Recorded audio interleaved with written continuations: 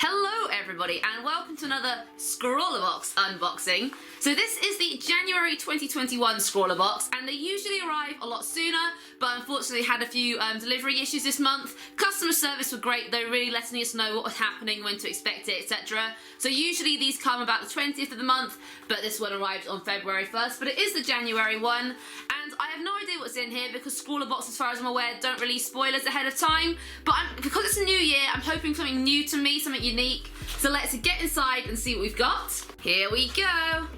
Bum, bada, bam. Ooh, I like the colour of the Scrawler Zine this month. So this is the Scrawler Zine, which we'll come back to in a bit. And this is the print. This looks so unique. I'm not this way up. Perfect. I love this kind of thing, to be honest. It looks like it might be like Doodle Art that we're looking at this month. So this was done by someone called Chris Lambert. So there's his social media stuff. So he is at Doodle Crease on Instagram and Twitter. And yeah, I really love the look of that. It's a really sort of sleek design.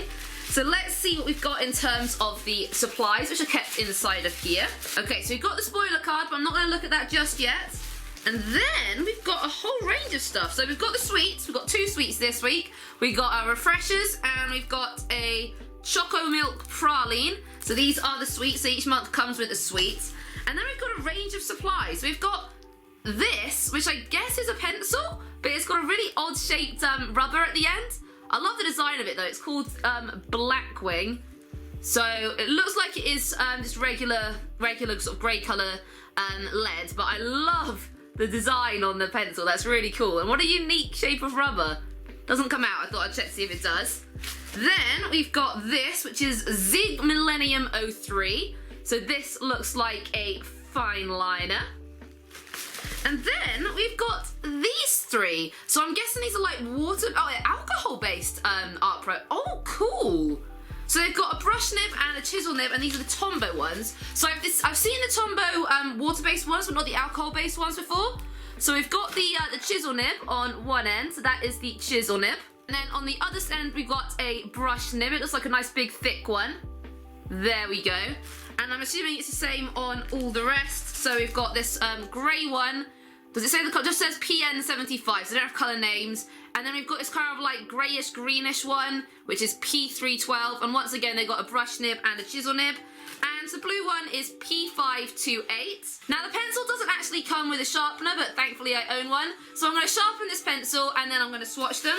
But first of all, real quick, let's read the spoiler card. So you've got the Tombow ABT Pro markers, and it says, these professional quality markers are alcohol based with 2 versatile tips. The flexible nylon of the brush tip provides a particularly elegant swing that follows the natural hand movement, whilst the carefully designed line width of the chisel tip has been optimised for special needs of illustrators, designers and architects alike. So it's made of nylon, the brush, which is interesting.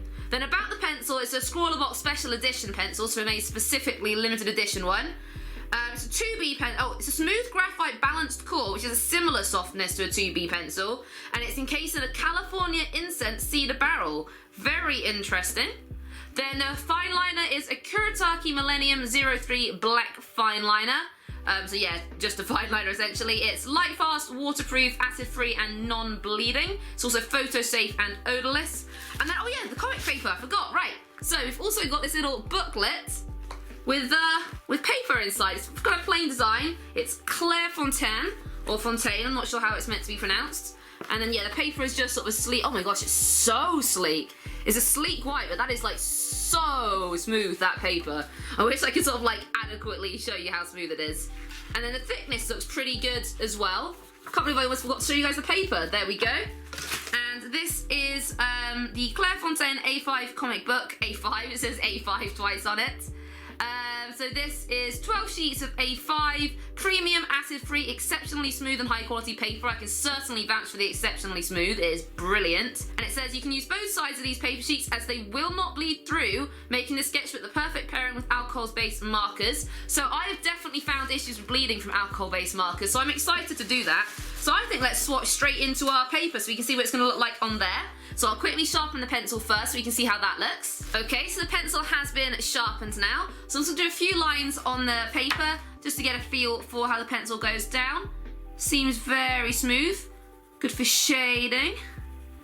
I like how it goes down. It does feel very smooth and neat.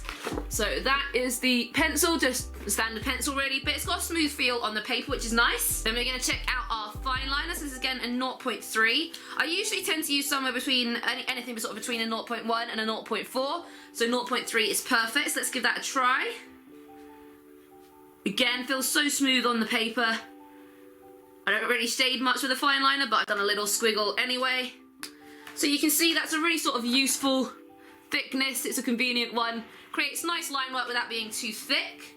And then we get to test our Tombow ones. So I'm going to test the brush nibs and the chisel nibs. So I'm just going to write their colour names, I think. Be the easiest way to test for the brush nibs. Ah, the lids don't go on the end. They slide off. Never mind. Never mind. Can't have everything. Right, let's test the blue one. Blue. So it's quite a firm brush nib, I'm noticing, but goes down really neatly, and I'm going to test the bleeding in a second. First of all, I want to get it down, and then we'll see what it is. And so I've got the brush nib, and then the chisel nib. Again, seems to go down really neatly. So that is the blue one. It's a really nice colour as well.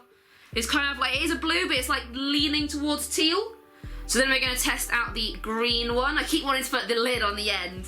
There we go, so blue, green.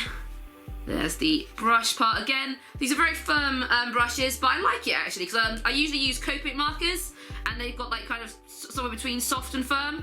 But these ones are nice to have that firmness. I do like them. So this is the green one. And then finally we'll test the grey one. Again, meant to put the lid on the back of the grey. What am I like? So the grey doesn't show up as clearly on the paper, I guess, just because it is a lighter grey. But you can still see it, and it'll be good for like shading and stuff. So this is the grey. There we go. And now the moment of truth. So on regular paper, that would definitely have bled through. So let's see. Oh wow, you really cannot see a thing. I'm impressed with that. I thought there'd be like at least faint ghosting, but no, absolutely no bleed whatsoever, which as someone who uses alcohol-based markers a lot, I can tell you that is definitely impressive. This paper is very, very good, I can tell you straight away. So let's have a little look at our Scrawler Zine. So again, I really like the design on the front of it. I think it's really fun. And oh wow, so we've got just a look at some various doodles, and it tells us a bit about the artist, who again is Chris Lambert. So, here's the founder of Scrawlrbox. That's really cool. So we've got a little bit of, we've got like a little interview with him, which is asking about like what he did before Scrawlrbox, why he started it, asking about his art and everything. But I won't read all of it because it'll be quite long, but it does sound like it's going to be an interesting read. Then we've got some tips for our doodling. So it says, when you're not using your markers, they're best stored upright and kept out of direct sunlight. Well, I know how to store markers because they're my favourite medium. Since dark tones cannot be covered as easily with light tones, lay down your light colours first to ensure sufficient vibrancy with all of your colours. You can also layer and blend these markers in a similar way to watercolours. For a smooth blending transition, it works best when the colours are still damp. Use small circular strokes to blend the colours smoothly, and when layering, ensure the markers are dry. Once the ink is dry, it's permanent, so layering will be a lot easier. And then just saying about testing out the colours, we've already done our examples.